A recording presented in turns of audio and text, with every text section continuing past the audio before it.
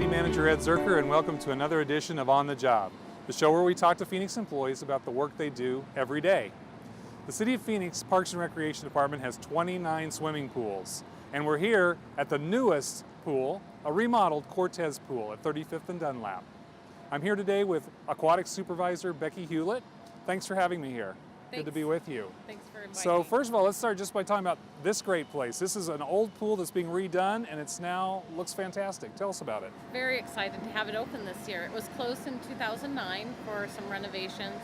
At that time, it broke and became an indefinite closure. We were excited to find the monies with 3PI to rebuild this pool, and it should be opening in a couple of weeks. Now, this isn't the typical looking swimming pool that people imagine in Phoenix. So tell us a little bit about what some of the new features of this pool are. Yes, this pool, this is the only pool in Phoenix where we're going to have the zero depth entry with the play features you can see behind us, where we have the slide and the spray cannons and all the water features for the little ones and a small amount of water for them to play in.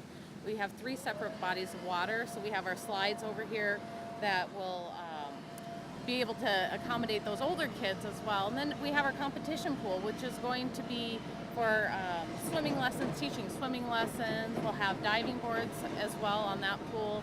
And our high schools are going to be able to utilize this pool for competition as well. Well, that's great. Now, you clearly have a passion for aquatics, and you've been with the city since 1993.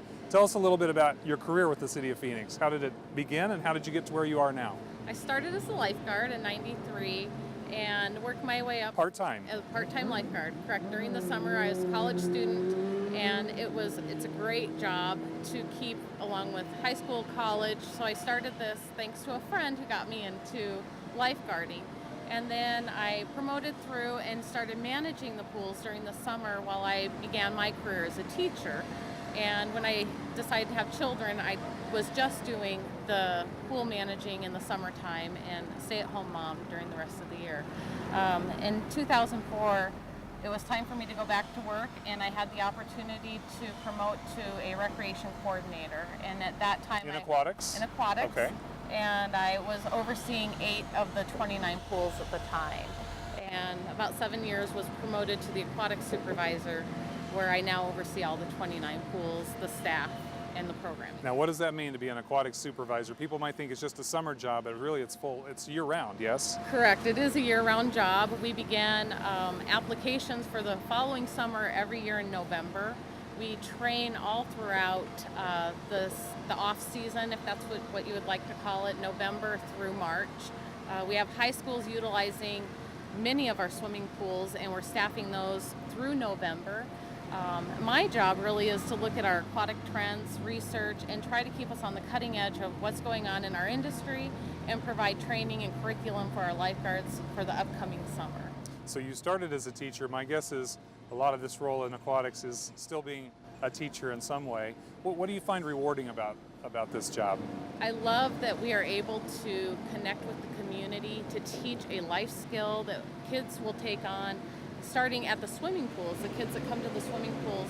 Plus we have over 500 staff that work for us. And through the education of water safety and the trainings that they receive, they gain life skills that can take them on into their careers in the future. And one of your passions, I know, is water safety. And people think the city just provides swimming pools, it's a great recreation, but it's really a bigger issue than that, isn't it? Tell us a little bit about your passion for water safety. It is.